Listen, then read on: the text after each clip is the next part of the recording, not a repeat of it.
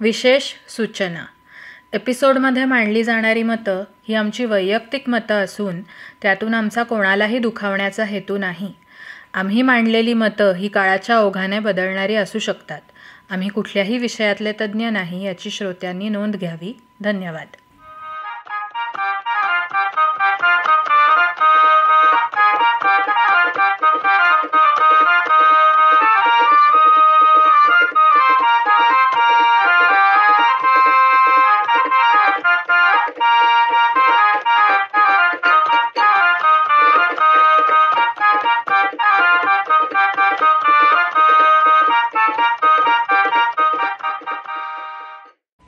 नमस्कार, मी मृण्मयी आणि मी संयुक्ता. शिळोप्याच्या गप्पा या आमच्या पॉडकास्टच्या पहिल्या भागामध्ये तुम्हा सगळ्यांचं स्वागत. आधी सांगितल्याप्रमाणे आमच्या या पॉडकास्टचं स्वरूप म्हणजे आम्हाला आवडलेली पुस्तकं, लेख, त्यानंतर आम्ही पाहिलेले आम्हाला आवडलेले चित्रपट, कविता याबद्दल आम्ही गप्पा मारणार आहोत. तसे आम्ही एकमेकींशी ह्या विषयावर बऱ्याचदा गप्पा मारत असतो, पण अशा कधी रेकॉर्ड केल्या नाहीत. गप्पा आमच्या रेकॉर्ड करायची पहिलीच वेळ. आम्ही गप्पा मारतो आणि त्या एकीकडे रेकॉर्ड होतं असं पहिल्यांदाच घडतंय. त्यामुळे चूक भूल द्यावी घ्यावी. आणि मुख्य उद्देश हाच की आम्ही जे काही बोलतो ते अजून जास्त लोकांपर्यंत पोचावं, त्यातून आम्हालाही नव्या गोष्टी कळतील. तुम्ही आमच्यापर्यंत त्या गोष्टी पोचवण्याचा प्रयत्न करा, त्यामुळे आम्हालाही नव्या गोष्टी कळतील आणि आमचं अजून वाचन वाढेल, अजून आम्हाला जग वेगळ्या प्रकारे अनुभवता येईल, नवीन लोक भेटतील असा आमचा या सगळ्या मागचा उद्देश आहे. तर सुरू करूया आपण. तर तू कुठलं पुस्तक आज कशाबद्दल सांगणार आहेस? तर मागच्या वर्षी आपल्यापैकी बऱ्याच लोकांनी ओपनहायमर हा सिनेमा आला तर तो पाहिला असेल. आणि क्रिस्टोफर नोलनचा सिनेमा होता आणि सिनेमा पाहण्यापूर्वी आणि सिनेमा पाहिल्यानंतर त्यावर अनेक जोक्स झाले की कसं फिजिक्सची पुस्तकं घेऊन आपल्याला त्याचा अभ्यास करून मग सिनेमाला जायला लागणार आहे आणि कसं आपल्याला काहीच समजणार नाहीये.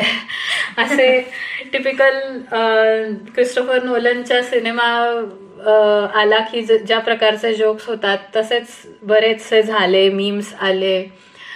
आणि मला फार उत्सुकता होती. एक तर ओपनहायमर ची बायोपिक म्हणता येणार नाही, पण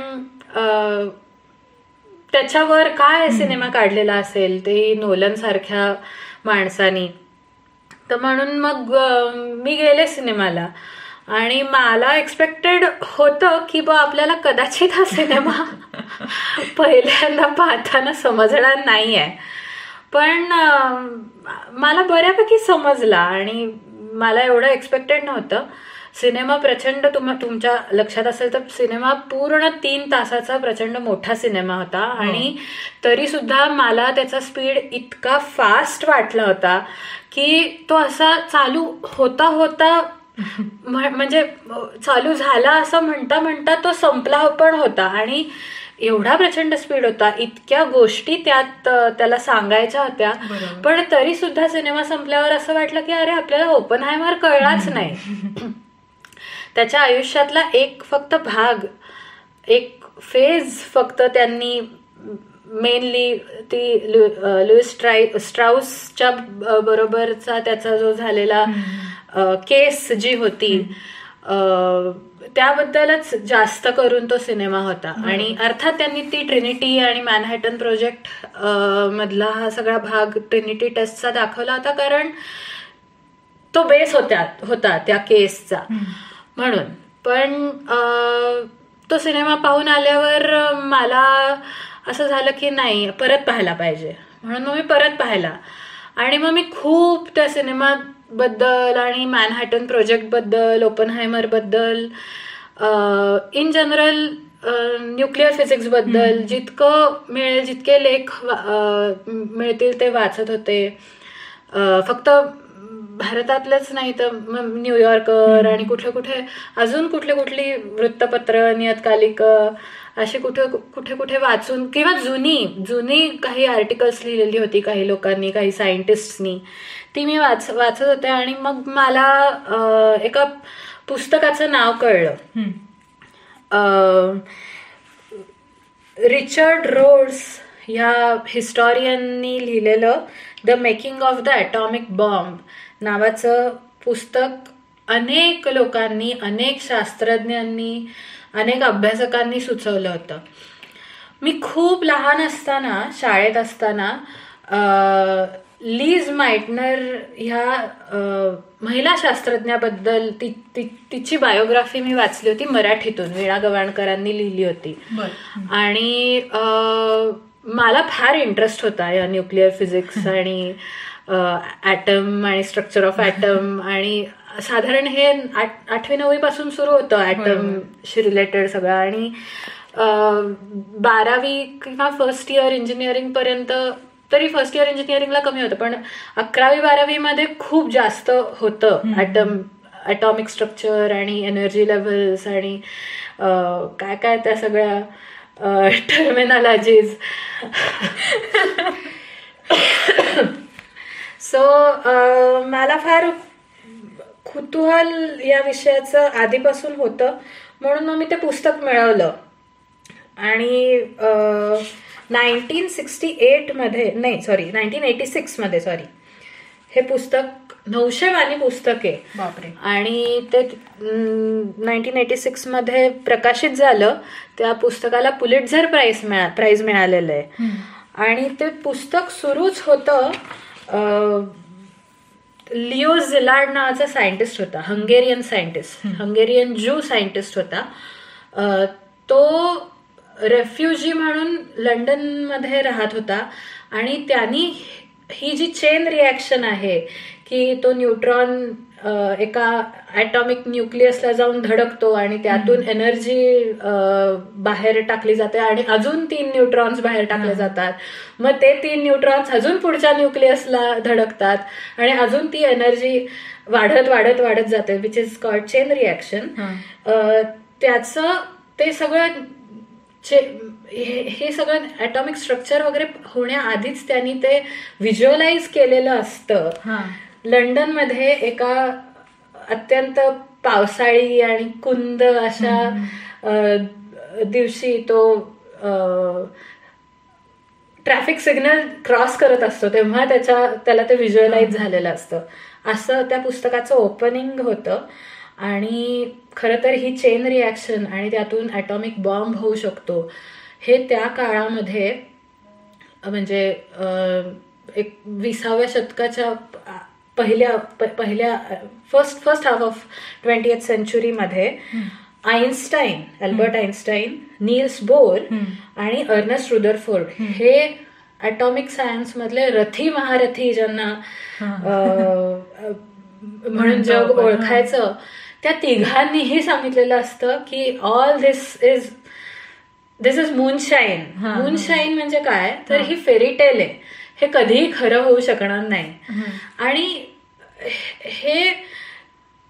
हे कोणी एका माणसानी नाही, ते ॲटॉमिक स्ट्रक्चर जे रुदरफोर्डच्याही आधी जे थॉम्सननी प्लम पुडिंग मॉडेल जे ॲटमचं किंवा ते प्रोटॉन्स आणि इलेक्ट्रॉन्स हे प्लम पुडिंग सारखे त्यामध्ये असे प्लम्स सारखे पेरलेले असतात. आणि मग त्यानंतर रुदरफोर्डनी न्यूक्लियस असतं आणि त्याच्या भोवती ते इलेक्ट्रॉन्स फिरत असतात गोल गोल गोल गोल, ते मॉडेल. तर तिथपासून ती सुरुवात होते त्या पुस्तकाची. आणि हळूहळू करत एक सायंटिस्ट नाहीये की जो हिरोशिमा आणि नागासाकीचा जो ॲटॉमिक बॉम्ब फुटला किंवा ट्रिनिटीचा जो ॲटॉमिक बॉम्ब फुटला, हे इतके सायंटिस्ट लोक ॲट अ टाइम किंवा आधी नंतर पुढे मागे करत कधी कधी वाटतं की नाहीच होणार हे. आणि म्हणजे न्यूक्लिअर फिजन की ते न्यूक्लियस हे फुटून त्यातून एनर्जी तयार होणं, हे ओटोफ्रेश लीज माइटनर आणि कायझर विल्यम इन्स्टिट्यूटमध्ये ओटो हान नावाचा सायंटिस्ट होता. या तिघांनी 3 वेगवेगळ्या ठिकाणाहून, म्हणजे युरोपातच होते ते, स्वीडनमध्ये आय थिंक लीज माइटनर होती, ती पळून गेली होती जर्मनी ऑस्ट्रियातून. ओटो हान हा बर्लिनमध्ये होता आणि ओटो फ्रिश हा लीज माइटनरचा भाचा, हा यांनी तिघांनी मिळून म्हणजे एकानी एक्सपेरिमेंटली, त्यानंतर दुसऱ्यानी कॅल्क्युलेशन्सनी ते न्यूक्लिअर फिजन होतं हे बेसिकली त्याचा शोध लावला. पण त्याआधी ते न्यूक्लियस असतं, मग त्यातून एनर्जी निघते, त्यात कुठल्या कुठल्या एनर्जीज, त्याचे ते युरानियमचे वेगवेगळे आयसोटोप्स, ते थोरियम, कुठला आयसोटोप हा सुटेबल आहे, हे इतक्या लोकांनी काही काही याच्यात फेल्युअर्स आली, मग परत प्रयत्न करून परत हे केले. काही काही एक्सपेरिमेंट्समध्ये मायन्यूट चुका की ज्या इमॅजिन पण होणार नव्हत्या, की न्यूक्लियसच्या आतलं जग हे एक वेगळंच जग त्यांना एक्सप्लोअर झालेलं होतं. आणि मग ही जी न्यूक्लिअर फिजनची कल्पना आहे ही नील्स बोरनी अटलांटिक क्रॉस करून अमेरिकेत नेली आणि मग अमेरिकेत त्यावर प्रचंड काम झालं. अमेरिकन गव्हर्नमेंटनी आईन्स्टाईन आणि लिओ झिलार्डनी पत्र पाठवलं होतं रुझवेल्टना, की आता गरज आहे आपल्याला ह्यावर काम करायची. बरोबर. आणि अमेरिकेने जर केला नसताना ॲटॉमिक बॉम्ब तयार, तर it was a matter of time, कारण त्यावर जपान, रशिया आणि जर्मनी हे सगळे देश काम करत होते. त्याच्यामुळे असं अजिबात नाहीये की अमेरिकेने केला नसता तर जगापुढे हे इतकं विचित्र आणि भयंकर जे ॲटमचं स्वरूप आहे आणि हा बॉम्ब आहे हे आलं, असं काही नाहीये. खरं. त्याच्यामुळे ते अत्यंत पुस्तक इतकं इंटरेस्टिंग आहे की त्या ॲटम पासून ते त्याच्यातून एनर्जी निघेपर्यंत हे जगभरात चाललेलं जे काम आहे सायमल्टेनियसली किंवा पुढे मागे, आणि ते इतक्या सायंटिस्टनी केलेलं काम आहे, ते तसं जड पुस्तक आहे ते. तुम्हाला असं ते पुस्तक लिजरली वाचले असं होत नाही, किंवा त्यातले काही कॉन्सेप्ट तुम्हाला ऍडिशनली, मी काही कॉन्सेप्ट जे मी विसरले होते ते मी अजून त्याचे व्हिडिओज पाहत होते युट्यूबवर जाऊन किंवा विकिपीडियावर जाऊन, काही एंट्रॉपी आणि अशी काय आर्टिकल्स मी वाचत होते.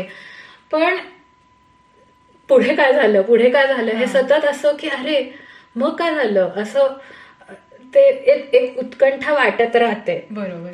आणि म्हणजे ही सगळे सायंटिस्टची नावं शाळेमध्ये आणि कॉलेजमध्ये ही वाचलेली असतात, पण ती फक्त तेवढ्यापुरती असतात. म्हणजे एनरिको फर्मी घे, नील्स बोर घे, वॉन न्यूमन घे, युजीन विग्नर घे, एडवर्ड टेलरचं ओपनहायमरमध्ये खूप मोठा हे आहे, तो हायड्रोजन बॉम्ब त्याला बनवायचा असतो, तो नंतर बनवतो सुद्धा. म्हणजे हा जसा फिजन बॉम्ब असतो तसा त्याला फ्युजन बॉम्ब बनवायचा असतो. आणि पण पुढे आपण काही त्याचं शाळा कॉलेज नंतर काहीच त्याचा संबंध आला नाही. पण प्रत्येक सायंटिस्टचं कुठून तो आला, त्याची का तशी मानसिकता तयार झाली, त्याचं काय बॅकग्राऊंड होती. आणि मला सगळ्यात I was impressed by Niels Bohr. म्हणजे त्यातील लावलेले शोध आणि त्याचं न्यूक्लिअर फिजिक्स मधलं काम हे तर आहेच, पण विज्ञानाचं लोकशाहीकरण, डेमोक्रेटायझेशन ऑफ सायन्स ही इतकी महत्वाची संकल्पना त्याने मांडली, ती त्यावेळेस चर्चिल आणि रुझवेल्टना पटली नाही. त्याचं असं म्हणणं होतं की नंतर असं झालं की एकदा हे फिक्स झालं की आता we can harness atomic energy आणि आपण त्यातून बॉम्ब बनवू शकतो. त्यानंतर पेपर्स पब्लिश होणं बंद झालं, कारण का ते जे नॉलेज आहे ते त्यांना बाहेर नव्हतं जाऊ द्यायचं, कारण का ते नाझी जर्मनीमध्ये कळलं तर ते आधी बनवतील आपल्या. बरोबर. आणि असे खूप हे होते. तर ह्या सगळ्या सायंटिस्टचं असं म्हणणं होतं की असं करू नका, सायन्स हे ओपन असलं पाहिजे, नाहीतर पुढे जाऊन आर्म्स रेस तयार होईल. आणि तसंच झालं. दुसऱ्या महायुद्धानंतर कोल्ड वॉर आलं. जर्मनी नाही पण रशिया. आणि इतकी व्हिजन होती त्या माणसाला, नील्स बोरला. मी ते पुस्तक वाचून नील्स बोरचं कुठली बायोग्राफी आहे का, पण मला नील्स बोर बद्दल जास्त वाचायला फारसं मिळालं नाही, किंवा इन डेप्थ त्याचं लहानपण कसं गेलं, त्याच्यावर कुठल्या प्रकारचे त्याच्या विचार कसे फॉर्म होत गेले, आणि हे जे विचार आहेत की डेमोक्रेटायझेशन ऑफ सायन्स आणि हे सगळं कुठून आलं, हे थोडंफार आहे त्या पुस्तकात. एक चॅप्टर ऑलमोस्ट दिलेला आहे नील्स बोरला, पण तरी मला एक छान त्याची एक इनडेप्थ बायोग्राफी जर वाचायला मिळाली तर मजा येईल. पण मला काही मिळाली नाही, अशी कुठली बायोग्राफी आहे असं काही मला कळलं नाही अजून तरी. गुगलवर मी गुगल केलं किंवा माहित नाही. तुम्हाला माहिती असेल तर आम्हाला नक्की सांगा. आणि मलाही वाचायला आवडेल नील्स बोर बद्दल. आणि परत पुस्तकाकडे येऊया की जसं सायन्समध्ये हे सगळं होत होतं तसंच पॉलिटिक्स आणि जिओ पॉलिटिक्स आणि जगभरात बऱ्याच गोष्टी होत होत्या. तर कसं पहिल्या महायुद्धात दुसऱ्या महायुद्धाची बीजं पेरली गेलेली होती. पहिल्या महायुद्ध म्हणजे त्यांनी द लॉंग ग्रेव्ह ऑलरेडी डग अशाच नावाचं हे आहे की पहिलं महायुद्ध होऊन कशी ऑलरेडी ती ग्रेव्ह डग झालेलीच होती. पहिल्या महायुद्धाला ट्रेंच वॉर म्हणायचे किंवा केमिकल वॉर म्हणायचे, कारण ट्रेंचेस खोदून युद्ध करणं हे पहिल्या महायुद्धात वापरलं गेलं. किंवा पॉयझनस गॅसेस सोडून शत्रूला हरवणं हे म्हणून केमिकल वॉर. आणि त्याची पुढची स्टेप हे दुसरं महायुद्ध की ज्यामध्ये विनाश सगळ्याचा. खरे पण येस. आणि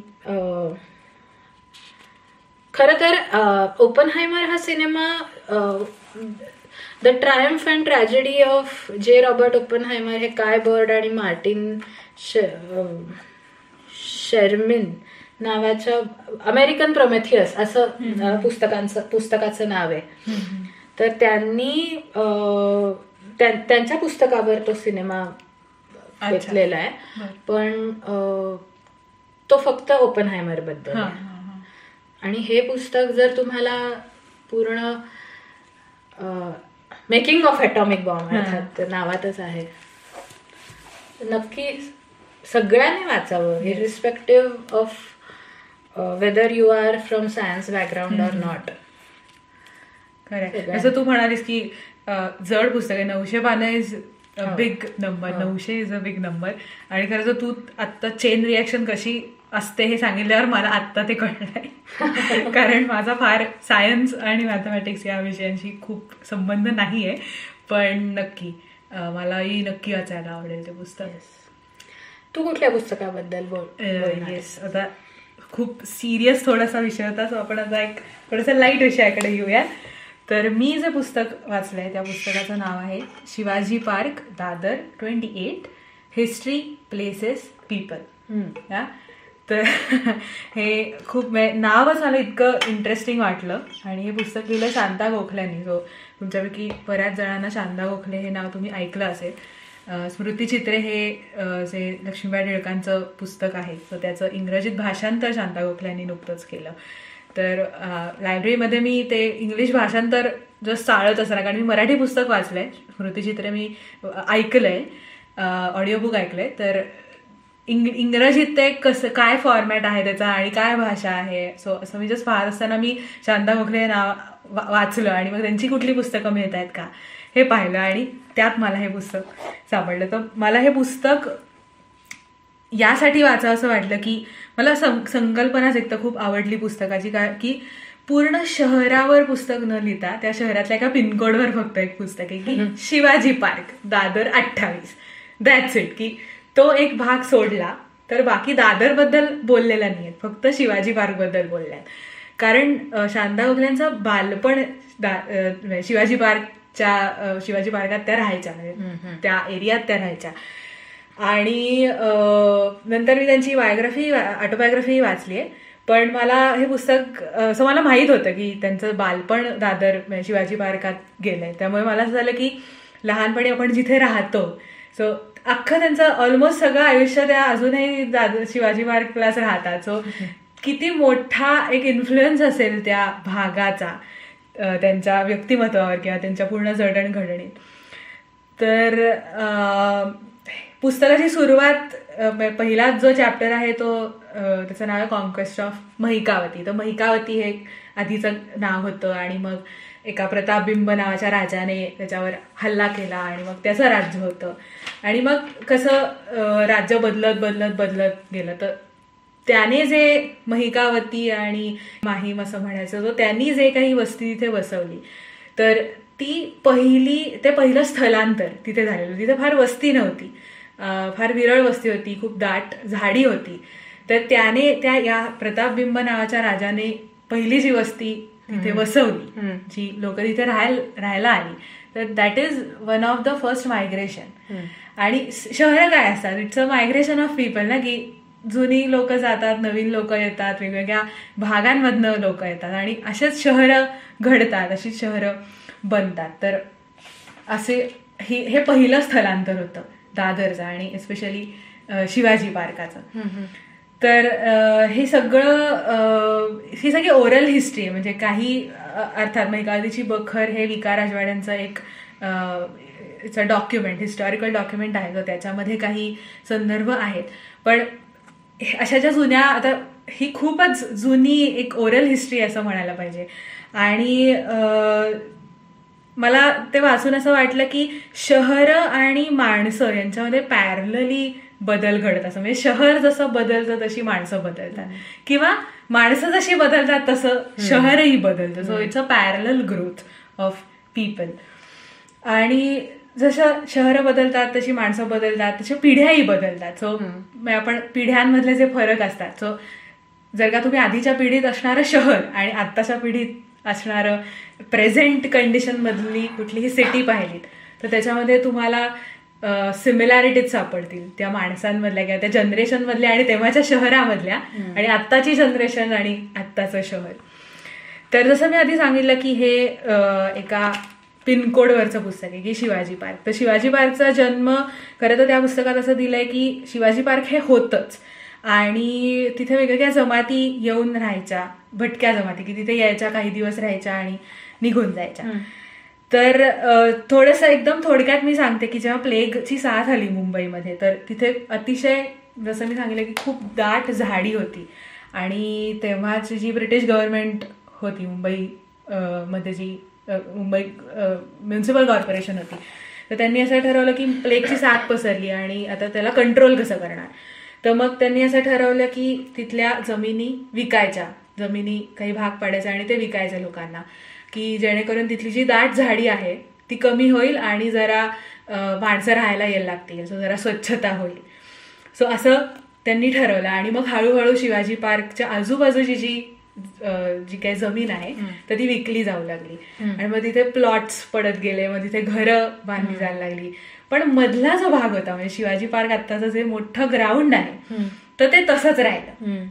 आणि असं त्या पुस्तकात उल्लेख आहे की जमाती वेगवेगळ्या तिथे यायच्या आणि तिथे राहायच्या आणि त्या मोस्टली मनोरंजन करणारे असे ते ग्रुप्स होते आणि ते तंबूंमध्ये राहायचे. सो ती जागा तशीच राहिली, पण आजूबाजूचे जे प्लॉट्स होते ते विकले गेले आणि तिथे लोक राहायला लागले. आणि मग त्याच्यामध्ये बरंच काय काय त्यांनी सांगितलंय की कसं, म्हणजे त्या प्लॉट्स कसे पडत गेले, मग रस्ते कसे बांधले गेले.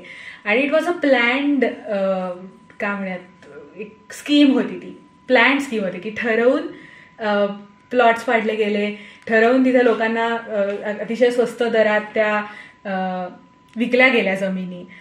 सो असा तो सगळा छान इतिहास त्यांनी दिलेला आहे की एकदम पूर्वीचा, की जेव्हा महिकावती असं नाव होतं, मग ईस्ट इंडिया कंपनीच्या अंडर, मग ब्रिटिश गव्हर्नमेंटच्या अंडर, आणि मग कसं ते प्लॉट्स विकले गेले आणि मग लोक राहायला यायला लागली, आणि मग वर्षानुवर्ष राहत असणारी तिथे लोक, की अख्खीच्या अख्ख्या फॅमिलीज तिथे राहायच्या, की फॅमिलीजने तो बदल अनुभवला त्या भागाचा किंवा माणसांचा सुद्धा, की फॅमिलीज राहत होत्या त्याच्यामुळे एकमेकांशी अतिशय चांगले संबंध, आणि पटकन काय म्हणतो म्हणजे जवळजवळ घरं, की एका घरातून हाक मारली की दुसऱ्या घरातून काहीतरी अशा गप्पा व्हायच्या.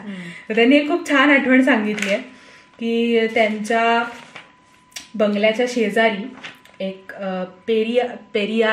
पेरियारा नावाचे एक फॅमिली राहायची. तर ते कन्व्हर्टेड ख्रिश्चन्स होते. तर दर रविवारी त्यांच्या घरी काहीतरी खास एक जेवण असायचं. आणि ते कुकिंग, त्यांचा स्वयंपाक सुरू झाला की यांच्या या गोखल्यांच्या घरी वास यायचा खूप छान. तर ते वाचून मला आपल्या घराच्या आजूबाजूला दिवाळीच्या वेळेला जसा फराळाचा वास येतो की कोणाकडे तरी चकल्या चाललेल्या असतात, कोणाकडे तरी लाडू असतात, छान रवा भाजल्याचा वास येत असतो. सो त्याची आठवण झाली मला की काय म्हणतात, ती एक कम्युनिटी तुमची तयार होते की त्या स्पेसिफिक शहरामध्ये. आणि ती कम्युनिटी प्रत्येक भागात वेगळी असते, की तुम्ही एकच शहर घेतलं तर एका भागातली कम्युनिटी आणि दुसऱ्या भागातली कम्युनिटी, मग अगदी रस्ता ओलांडून जरी ती कम्युनिटी असेल तरी त्याच्यामध्ये तुम्हाला फरक जाणवतात. हे पुस्तक असताना याचा खूप तुम्हाला हे जाणवतं की म्हणजे आपण एवढा विचार नाही करत की आपण शहरात, मी या शहरात राहते, पण त्या शहराचे सुद्धा वेगळा एक चेहरामोहरा असतो आणि त्या शेड्स असतात, त्या कॅरेक्टरिस्टिक्स असतात, आणि त्या शहराला वास असतो, त्या एरियाला वास असतो. बरोबर. तर एक अशा मग कशा वेगवेगळ्या फॅमिलीज येऊन राहायला लागल्या, आणि मग बरेच बडी लोक म्हणजे क्रीडा क्षेत्रामधली किंवा काय साहित्य क्षेत्रातली, अभिनय क्षेत्रातली, अशी वेगवेगळी लोक म्हणजे आपण ऐकतो की हे दादरला राहतात, हे शिवाजी पार्कला राहतात. सो अशी वेगवेगळ्या फॅमिलीज तिथे येऊन राहायला लागल्या. सो या सगळ्याबद्दल त्यांनी लिहिलंय, आणि त्यांचे कसे वेगवेगळे हे होते, संबंध होते त्या प्रत्येक घरांबरोबर. शेवटी या पुस्तकाच्या एक खूप छान एक पॅरेग्राफ आहे. तर मी पॅरेग्राफ वाचून नाही दाखवत, पण त्यामधला एक जो शब्द आहे तो मला खूप आवडला. तर हा मुसनदसीर दळवी यांच्या ब्लॉग मधला एक, त्यांनी त्या पुस्तकामध्ये तसाच्या तसा हा पॅरेग्राफ घेतलाय. पण त्या पॅरेग्राफ मधला एक शब्द आहे की हे जे ग्राउंड्स असतात वेगवेगळी त्या शहरामधली, so those grounds are living rooms for the cities. So मला हा शब्द खूप आवडला की living rooms for the cities, की how living rooms bring together families आणि फ्रेंड्स. तर इव्हन म्हणजे तुमच्याही शहरामध्ये काही खूप मोठं ग्राउंड असेल, नाशिकमध्ये आमचं गोल्फ क्लब आहे, तर प्रत्येक ग्राउंडचे कट्टे ठरलेले असतात किंवा जागा ठरलेल्या असतात.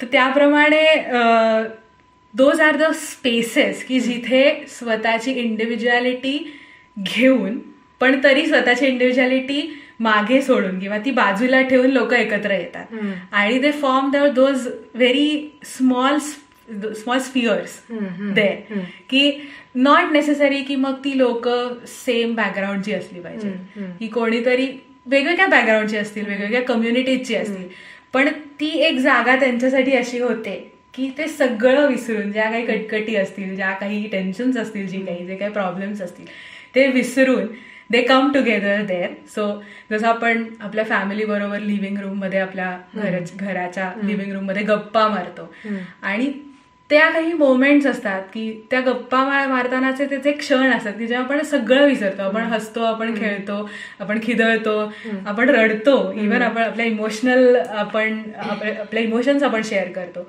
सो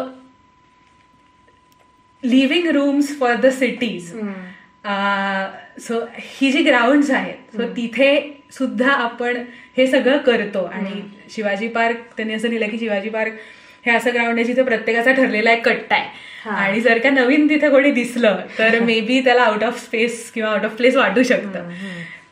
मग त्यांनी त्यांचं रुटीन दिलंय की त्या रोज शिवाजी पार्काला अजूनही चक्कर मारतात आणि त्यांच्या ठरलेल्या काही व्यक्ती आहेत तर त्यांना रोज भेटतात. तर मला पांडवलेड्यावर आपण जायचो आणि तेव्हा आपल्याला येताना जाताना ठरलेली माणसं भेटायची. तर त्यांचीही ठरलेली अशी काही माणसं आहेत, मग ठरलेले संवाद आहेत, ठरलेले ग्रीटिंग्स आहेत की हाय, कोणाला हाय म्हणतात, कोणाला कसं चाललंय असं विचारतात. तर असं हे खूप छान असं एक पुस्तक आहे आणि तुम्हाला खूप वेगळी संकल्पना आहे त्या पुस्तकाची की नॉर्मली शहराचा इतिहास नाही आहे, तर शहरातल्या एका पिनकोडचा इतिहास आहे, एका भागाचा इतिहास आहे. आणि मला असं वाटलं की कदाचित आता शिवाजी पार्क हा एक खूप प्रसिद्ध असा एक भाग आहे मुंबईमधला, आपल्या सगळ्यांनाच माहिती आहे. पण प्रत्येक शहरामध्ये असा एक भाग असतो आणि कदाचित आपण मागे मागे जात गेलो आणि थोडंसं आपण संशोधन केलं तर त्या भागाचा आपल्याला असा एक इतिहास लिहिता येईल की शहर हे खूप मोठं आहे, तो भाग अजून काय म्हणतो, शहर हे खूपच मोठी. हे पुस्तक वाचल्यावर मला असं वाटलं की शहर, मी या शहराला बिलॉंग करते, तर शहर ही संकल्पना खूप मोठी वाटली मला. त्या भागाचे आपण रिप्रेझेंटेटिव्ह असतो आणि त्या भागाचे रिफ्लेक्शन्स आपल्यामध्ये, ते इम्प्रेशन्स आपल्यामध्ये असतात आणि आपल्या पर्सनॅलिटीमधून ते दिसतात. तर कदाचित काय म्हणतो, कदाचित पुढच्या वेळेला मला कोणी मी शिवाजी पार्कचा आहे असं मला सांगितल्यावर कदाचित मला त्या व्यक्तीबद्दल काहीतरी काय म्हणूयात, ती व्यक्ती समजायला मला कदाचित सोपं जाईल, कारण मला आता शिवाजी पार्क बद्दल थोडंसं माहिती आहे. मस्त. तर असं हे पुस्तक मी वाचलं आणि तुझ्याही पुस्तकाबद्दल तू सांगितलं आणि आता वेळ आली आहे हा एपिसोड संपवण्याची. आणि ही दोन्ही पुस्तकं तुम्हाला मिळाली कुठेही वाचायला तर ती जरूर वाचा. आणि आपण ह्या पुस्तकांबद्दल आणि आपण जे काही आता तू ब्लॉगचा उल्लेख केलास वगैरे, तर आपण शो नोट्स मध्ये देऊया त्याच्या लिंक. शो नोट्स मध्ये तुम्हाला ही सगळी नावं आणि शक्य असल्यास त्याच्या लिंक्स मला सापडतील. आणि आता आपण छान कविता म्हणूयात. बाकीबाब बोरकरांची कविता आहे. ऊन होऊनी पसर जगावर हिरमुसले तृणपान फुलू दे, थव्यास मुकले फूल पाखरू चुकले पण आपुले भुलू दे, दवजे जमले नयनी माझ्या जिथल्या तेथे ते उजळू दे, त्यात गवसले मन हे माझे विकास त्या गगनी वितळू दे, वारा होऊनी विहर जगावर दडला अडला गंध उलू दे, ज्याला त्याला आपुल्या मधल्या गूढ सुखाचा थांग कळू दे. वा, ज्याला त्याला आपुल्या मधल्या गूढ सुखाचा थांग कळू दे. सुंदर. तर आज इथेच थांबूयात आपण आणि भेटूयात पुढच्या एपिसोडमध्ये. आणि हा एपिसोड तुम्हाला कसा वाटला हे आम्हाला नक्की सांगा. आणि तुम्हाला आमच्याबरोबर काही गोष्टी पुस्तकांबद्दल किंवा आम्ही ज्या काही गप्पा मारल्या त्याच्याशी संबंधित काही गोष्टी तुम्हाला आमच्याबरोबर शेअर करायच्या असतील तर त्या आम्हाला नक्की कळवा. येस. आणि भेटूयात पुढच्या एपिसोडमध्ये. एपिसोडच्या सुरुवातीची आणि शेवटची धून अमोघ घारपुरेनी कंपोज केली आहे. त्याला सांगितल्यानंतर अक्षरशः एका रात्रीत त्याने ऑडिओ ट्रॅक्स आम्हाला पाठवले. त्यासाठी त्याचे विशेष आभार.